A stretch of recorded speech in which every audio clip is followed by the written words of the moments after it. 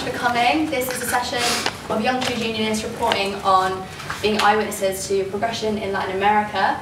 We're joined by Ollie, Hopkins and Calliste, who are going to talk to us about Cuba, and Harry Greatorex is going to talk about his recent trips to Venezuela. So to kick off. Thank you. Yeah, it's nice to have a full group, because I've got small groups. I've met like half of you before. Yeah, so I'm going to talk a little bit about community participation in Venezuela. I did some slides. I know some of you are probably students, and so sorry you're getting slides on a Saturday and a lunchtime at that. But yeah, I'll tell you a little bit about my experience. So yeah, I really became interested in Venezuela. I'd been to Latin America, but I'd never been to Venezuela, and it was actually somewhere I was quite intimidated by. I know some of you have been out there and you might have had the same kind of experience. But the more I did a master's around the corner at Birkbeck, and the more that I began to think about this idea of poverty as being best explained as a condition and a symptom of disempowerment, the more Venezuela became really sort of an inevitable destination for me for my PhD research. And I became particularly interested in these new and interesting forms of empowered community participation that we see in Venezuela, so the communal councils, social movements, cooperatives, the comunas, and the way that these are organised into society, and particularly this public discourse about restructuring social and political power, so this Bolivarian discourse. And yeah, particularly this idea that it's not about changing who's in government, but changing how power is structured in society, so that it doesn't matter so much who's in government. Yeah, so this is my fieldwork community. It's actually two barrio communities in the city of Mérida, if you've been there, that sit next to each other. One is called Pueblo Nuevo and one is called Simón Bolívar, and they form something of like a forbidden valley that sort of cuts the city in half. Most people from the city of Mérida will never set foot in either of these communities, and there's this idea generally that they're a place to be afraid of. This photo is from the anniversary of Hugo Chávez's birthday, and it was actually my very last day in the community, so you can probably see some nervous faces among the crowds. Most of these people had never been there before. So you still do have this insulation in terms of the barrio communities in Venezuela. This is what it looks like the rest of the time. These communities are also considered to be kind of hotbeds of Chavista organising. Now this isn't the case in these communities. There's lots of examples of popular power, but you can see in this photo you don't have all of the red Chavista shirts, and it's something of a misconception. So my research experience was I went out, I did 4 different trips, about 10 months altogether. I started in December 2012 and I got back in August this year. I lived in this community, Pueblo Nuevo, which was really important for my research to be able to see the sort of day-to-day life and the day-to-day experiences of popular power and participation. I worked at an organisation called Fundación Callapa. If any of you know Ewan Robertson or Tamara Pearson or their writing, they work there as well. The bulk of my time was spent attending meetings, marches in Caracas, in Mérida, different cultural events, going to examples of the street government and joining a colectivo, and this kind of thing. I was also international observer at the municipal elections in December 2013, so I was a guest of the stay, and I got to go out to Barrio 23 de Enero in Caracas and Ciudad Caribe with some other sort of diplomats, and I was kind of hijacked their tour and got to cruise around and see the polling stations, and that was a good time. I was also there during the anti-government protests in the spring of this year, which was a really challenging experience to live with. In Mérida, these protests occupied several communities up and down the main road, Avenida de las Américas in Mérida, right up to our community, where of course they stopped because all of these middle-class protesters are too scared to go into the real sort of urban barrios. But it was particularly interesting for my research to see the way that these protests, which are still a popular form of protest, to see the way that they're completely excluded from any of the kind of narratives or discourses about popular power in Venezuela, and they're simply described as being fascist and right-wing and externally funded. And all of these things are true to some extent, but these are also diverse groups of people protesting. Some people are Colombian paramilitaries, some people are people being paid from the community that I worked in to go and protest, and some people are left-wing students who are involved maybe much less in the more violent acts, but people who are just concerned about the direction of the country, and it's something that I think we need to understand as a diverse movement, something that's not simply able to be written off as just fascist. So this is one of the groups that I worked with, Frente de Vanguardia Hugo Chávez. This was a colectivo, and they're trying to basically mount a peaceful response to the anti-government violence in Mérida.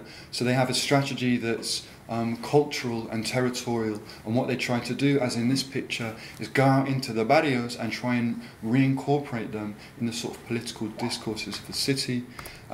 This was another event. This time we were giving free haircuts and street theatre in connection with the local communal council in another barrio, San Jacinto, and yeah, just trying to incorporate these people in a way that isn't explicitly about political conflict or even about Chavismo.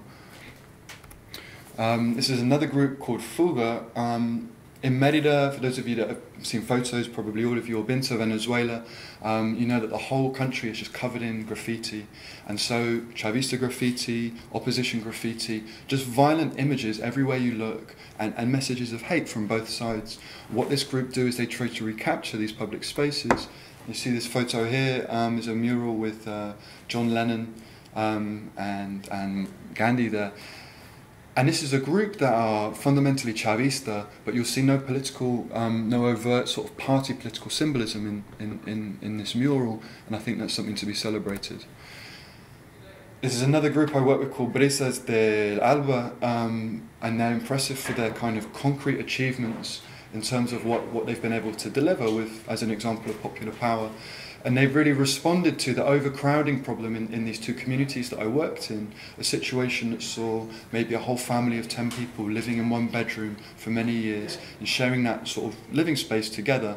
What this group did was they got together, lots of mothers, lots of single mothers, mainly women, often with young children in tow, and they occupied a territory at the edge of the barrio and petitioned the government to build dignified housing.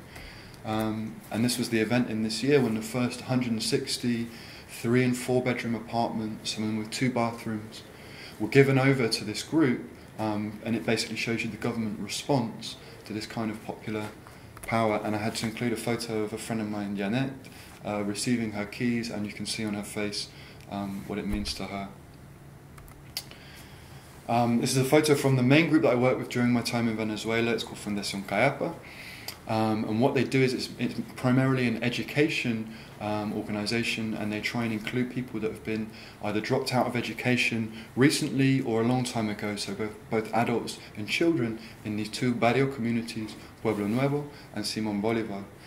And they have a really participative, radical, progressive kind of pedagogy, which it was a real privilege to be a part of. But the other thing that this group delivers is, if you look at the photo here, you'll see a whole bunch of people, and this is a mix from people from the 2 communities. And for years and years, these 2 communities had been at war, in basically what was a drug war. And so you'd have shootouts at night, you'd find dead bodies in the morning in the street, and everybody that I spoke to had some kind of family or friend that had been killed in this violence. And this has now been massively reduced. So part of this is why I'm able to go and do research there, is because it's no longer as dangerous as this. I'm not as brave as that. And basically this is attributed by many people to the work of the school. When people study together and when their children study together and they develop their communities together, they're less inclined to shoot each other. This is another photo that shows how some of the organisations work together, or it symbolises that. So you have Janet on the left, she's the director of the school I worked at. Joshua, the guy giving a first aid, an impromptu first aid class, is from Barrio Adentro, and they share the same building, they share the same community space. And the guy lying on his back there, Miguel, he runs the Mercal, so the subsidised food store. There's also a community radio station and numerous other projects, and all of them just share this building together. And so the sort of life of this building was a real central part of my study, and it was fascinating to see it in action. So yeah, so obviously I'm doing PhD research, I do all kinds of analysis on my data, and my job isn't really to talk about how good popular power is and how effective public participation is in Venezuela. That's not really analysis. And that's obviously not the whole story of what's happening in Venezuela. So what I really try to do is show some of the tensions around Pueblo Nuevo's experience of participation during the Bolivarian Revolution. And when I talk about the tensions, I mean things like examples of exclusion. So groups, for example, that are exclusively Chavista, groups that are making decisions about their communities, and actually like the group that petitioned the state to build these houses, this is a group that's exclusively Chavista. And of course there are many, many working class, poor in these communities who are unaligned or who support the opposition, bearing in mind that some of these oppositions started out as revolutionary socialist parties as well, okay? They're excluded from these spaces and from these material gains. Another example of attention would be the state controls on participation, so that the way that they register and fund communal councils and exercise a great degree of control over what these councils' practices are and membership are. And what I do is I try and explore the way these tensions are made sense of locally, and maybe when I'm talking you can imagine some ways of making sense of that yourselves, and some of these explanations are very convincing. So people talk about the reasons that they don't want non-Chavistas to be empowered in the same way that they are themselves, and that's really fascinating, the way that people justify that. And as I said, it's often convincing.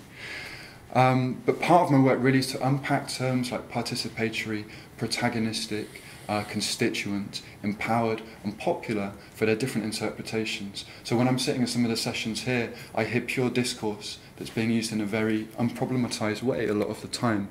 When people talk about participatory, what form does that participation take? When people talk about more protagonistic democracy, who are these protagonists? Is it everybody? And of course we find in the case of Venezuela that it isn't. And as I said, there's some very good reasons for why that's the case. The reason that these tensions are important to me, they're not news. So everyone in Venezuela knows that this is happening, really, or some of these are happening. But they're connected to three things that I want to mention.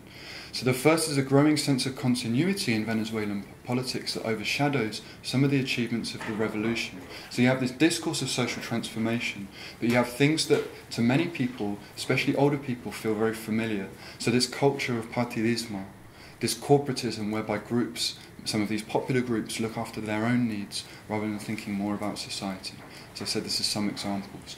And when you combine that with things like inflation, that's a very familiar problem from the 1990s, a lot of people are beginning to say, what socialism? What revolution? And I bring this up not to throw stones at what's happening in Venezuela, but as something that I think it's important for the solidarity movement to engage with and be aware of. Another consequence is the low popularity of the PSUV among some of the most radical Chavista activists.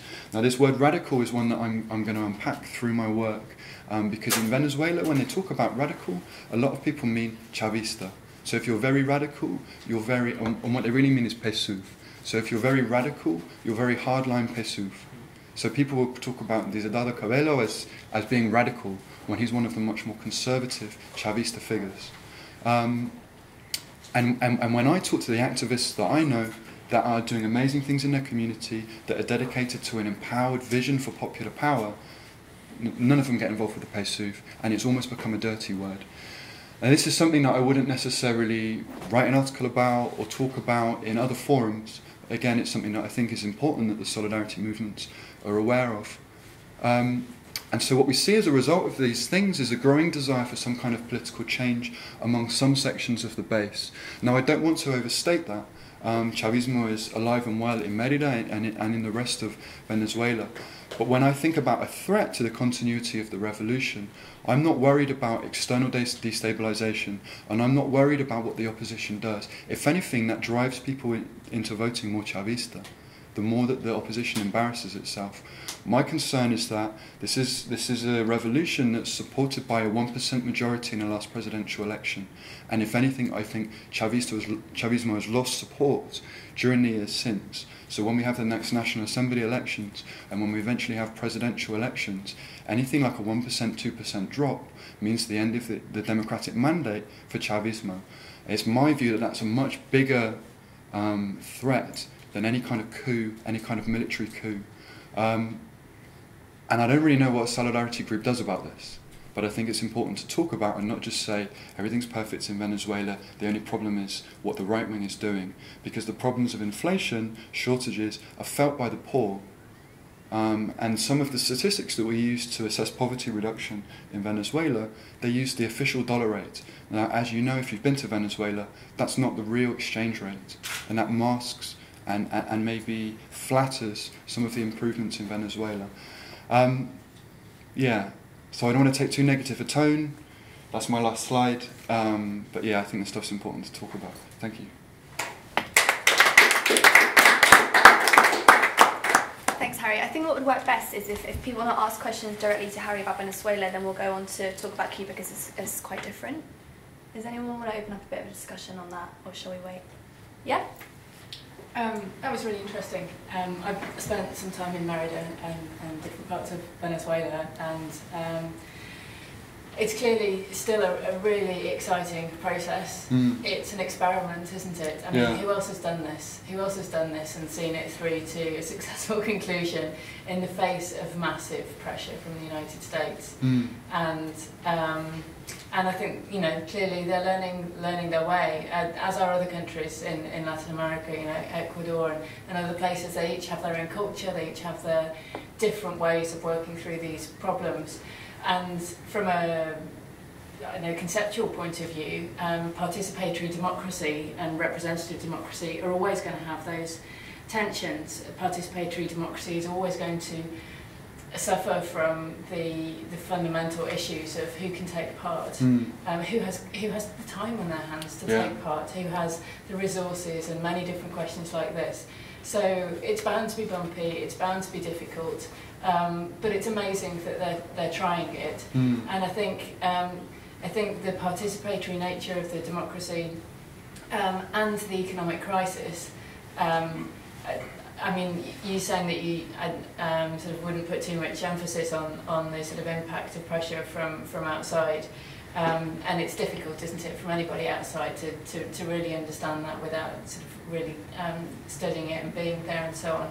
But it's extraordinary pressure that they're under. I mean, the scale of funding of opposition groups is just absolutely incredible, and you can see sort of structurally why the United States wants to put so much emphasis on trying to overthrow the leadership of the Chavista government, and that doesn't just result in sort of this wave of violence on the streets. It means that the progress that the government wants to make on the economy, the economic changes, the sort of continuation of the deepening of the democratic process, all of these things that the government wants to do are held back because they're at loggerheads and fighting over very survival.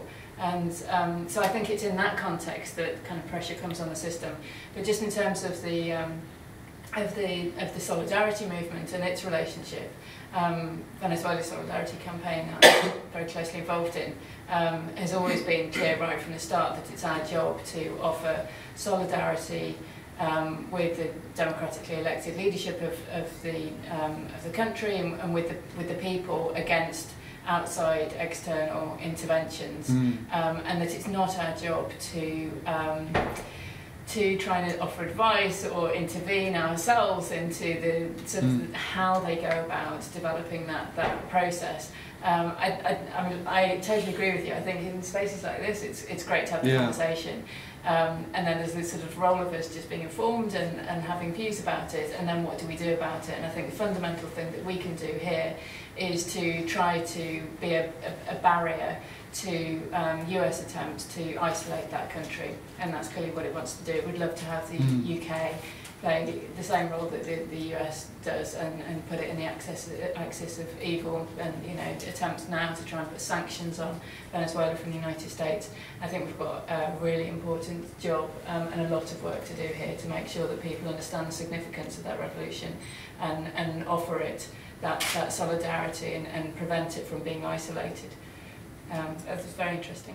Yeah, I think you're exactly right, and I think it's I think the plan of the opposition, I mean, it's obviously diverse as well, but I think that the overall plan seems to be not to destabilise the country to the point that there's a coup or a popular uprising against Chavismo, or whatever.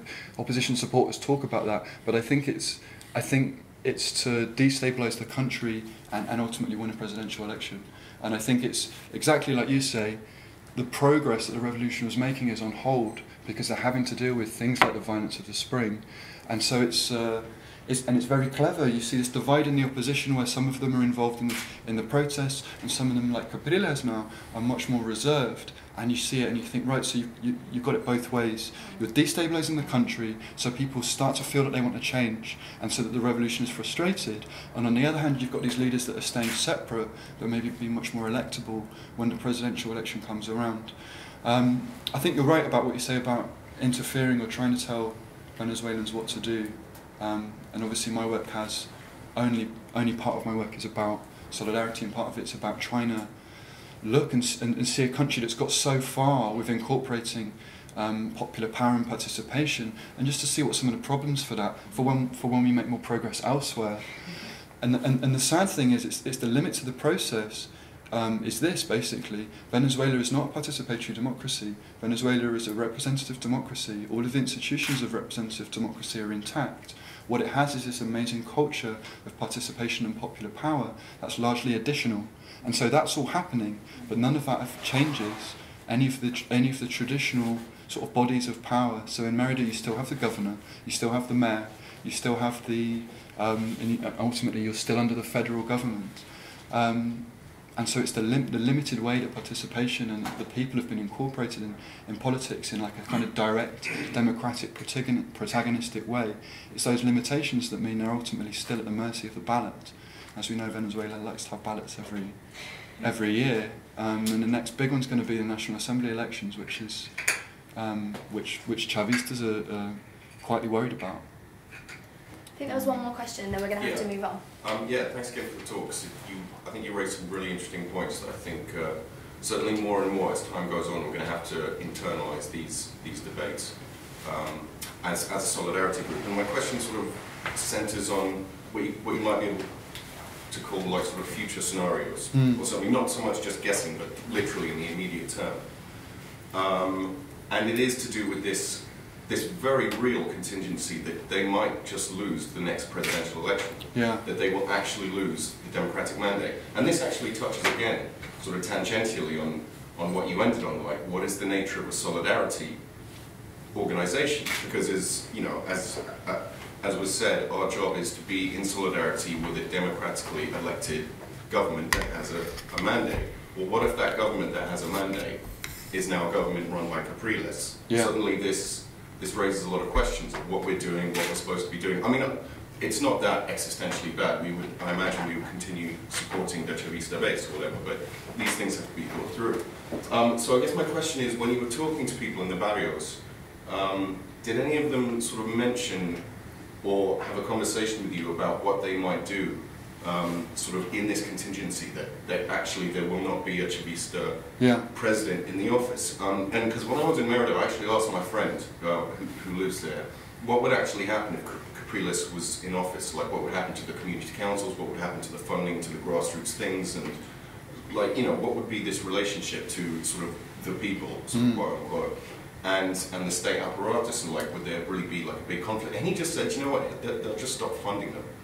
And they will literally collapse, sort of, you won't have to sort of wage a war on the barrios or, rebalance power in society. You just stop giving them money and they will.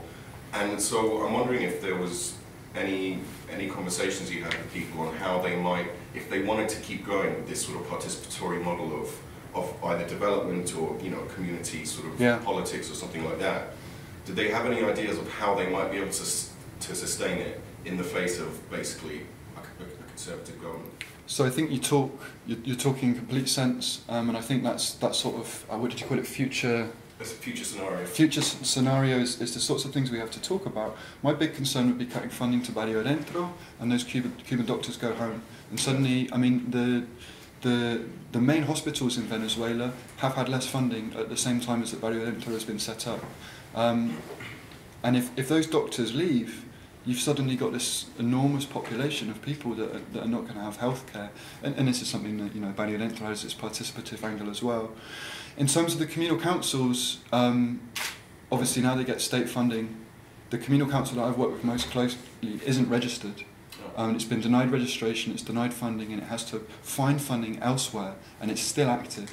It's like a rebel communal council. It's half Chavista, half opposition. They work in harmony together because their priority is the barrio. Their priority is not national politics. But the history of popular power in these communities is that they've been very organised politically for years before Chavez. If anything, they're less organised now.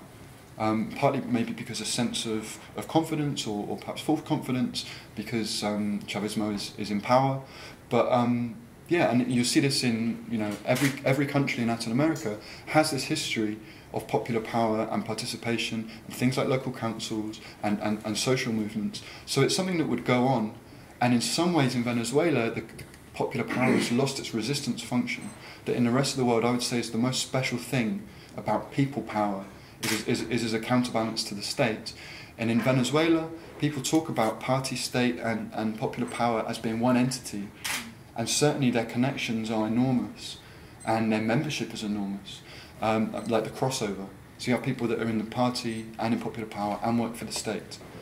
And so, yeah, I mean, in the future, that separation happening again would just mean they went back to that resistance function. And I think that in that case, the solidarity job would be to support them. Someone said to me in the barrio, actually an American guy that's been living in that barrio for 7 years, and he's a Chavista and he's revolutionary, and he said if they lose, he would expect the United States to pour money into the country, so pour money into a Capriles government and show that Venezuela can be more of a success.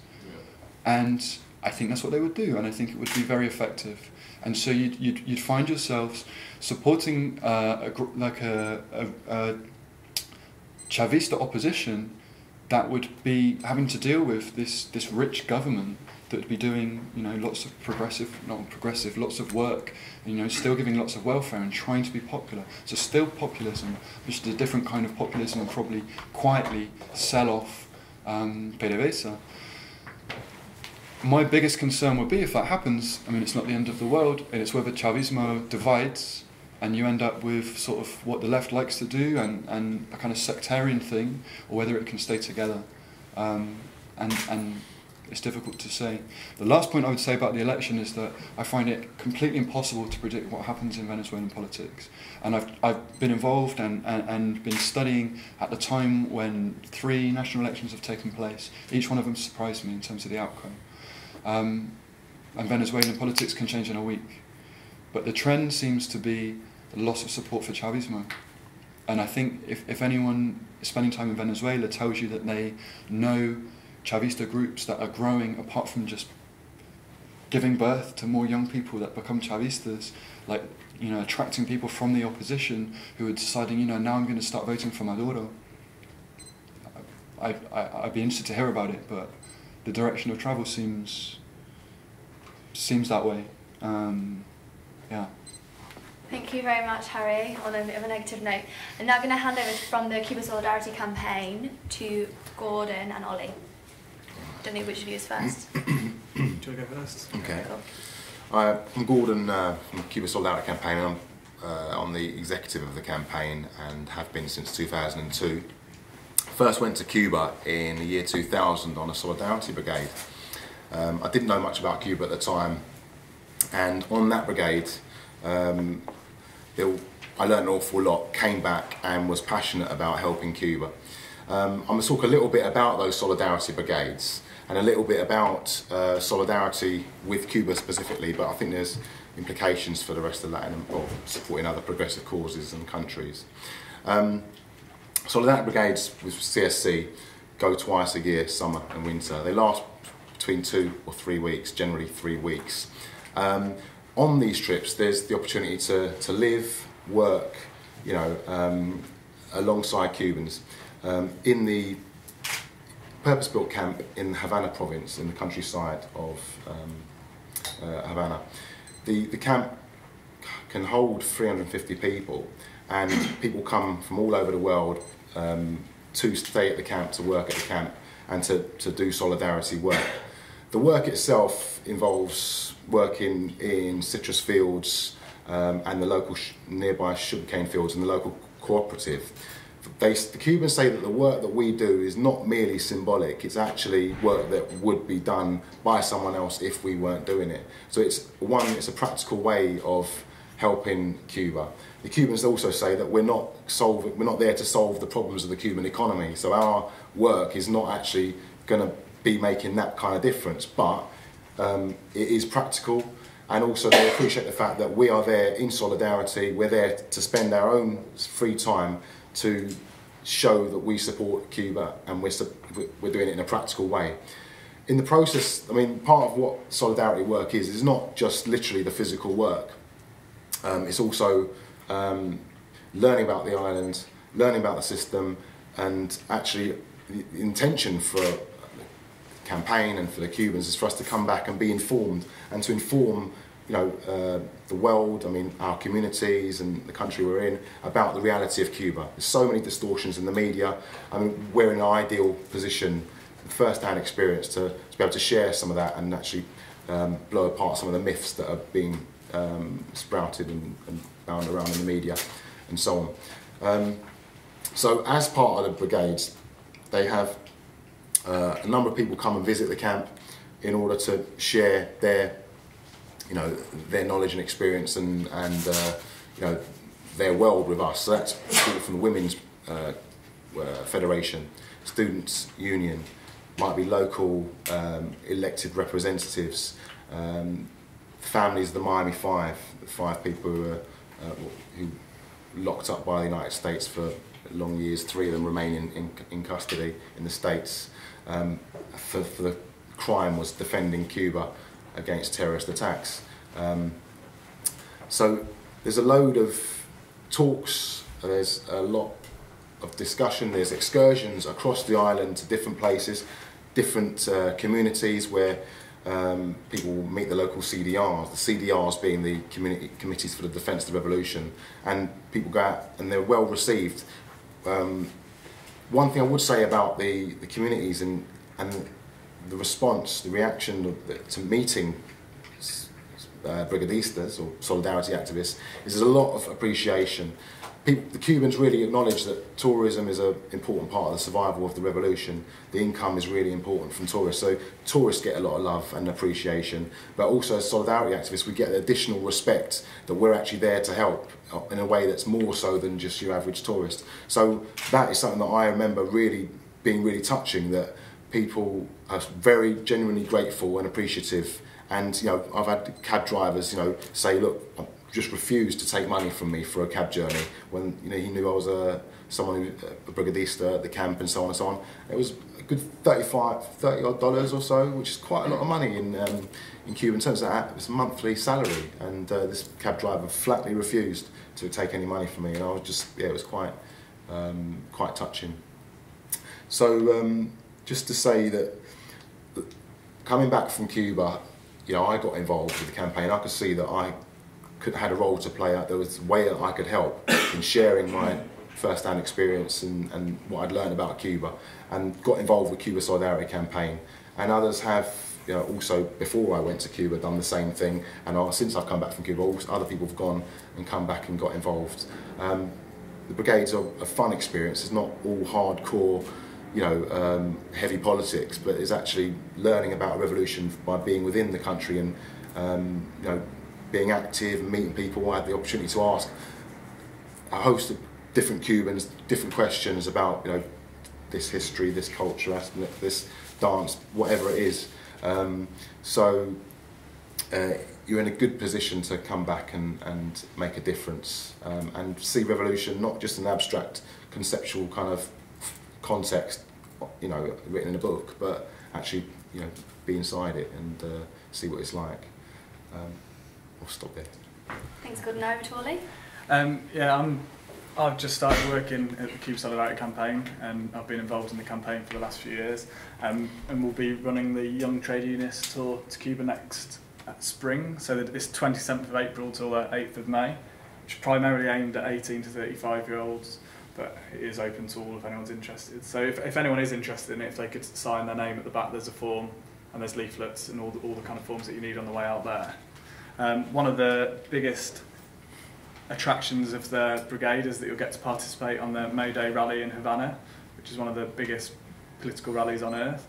There'll be up to 2 million people there, which is always one of the big feedback things people give after the brigade, is that how much they enjoy being part of such a joyous, colourful experience rather than just constantly being on demonstrations. This is an actual celebration, which is quite a nice change from here. you'll get to meet people from all over the world. As Gordon said, it's an international camp, so it'll be good meeting young trade unionists and activists and students from various different countries. Of course, you'll be meeting lots of Cubans, which is interesting to be able to ask them questions. They won't always claim that the revolution's perfect, but they'll be very open and they're very politically switched on. It's very different to most countries in Cuba. They're very highly educated people, very politically aware, so you can have a level of debate with people that you just meet that you would never get in most countries. Of course, putting it into context, some of the achievements of the revolution, given the blockade, they're even more phenomenal.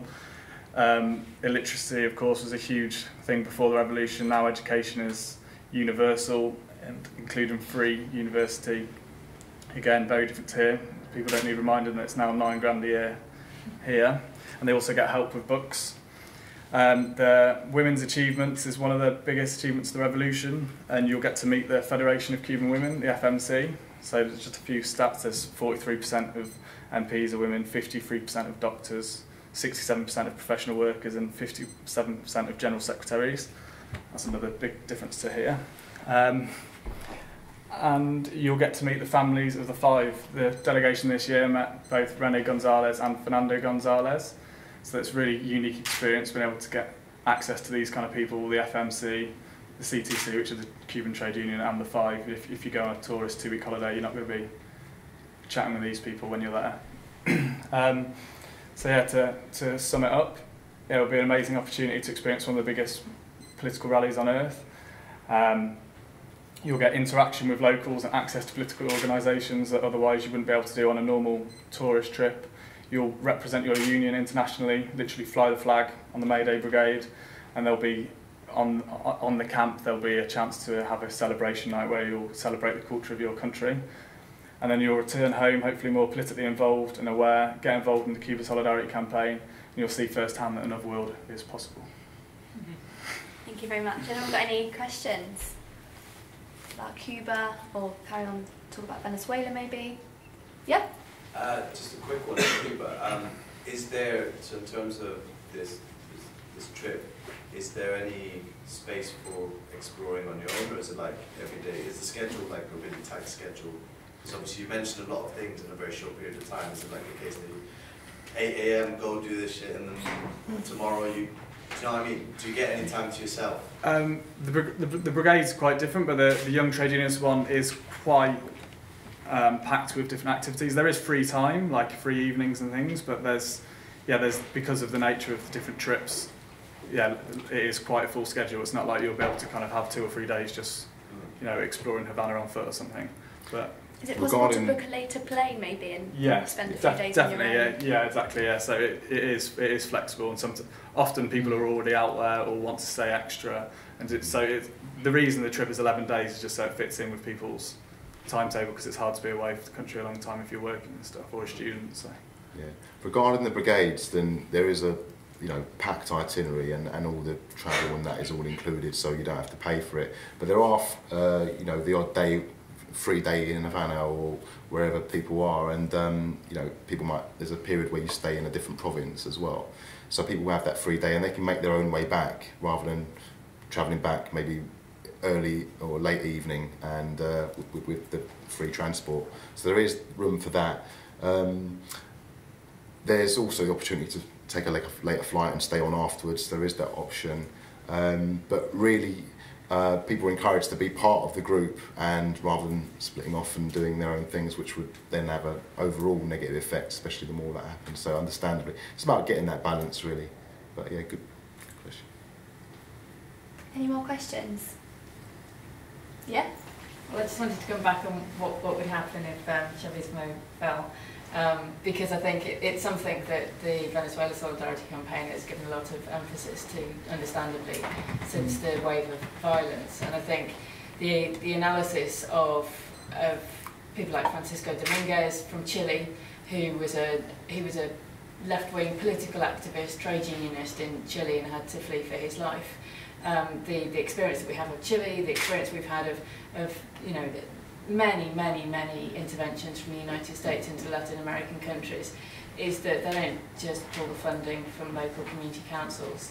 I mean, already with this wave of violence, it's not just been randomised violence on the streets, they've been targeting the buildings of the state, political buildings, and then subsequently we've seen a wave of political violence with assassinations of young political leaders.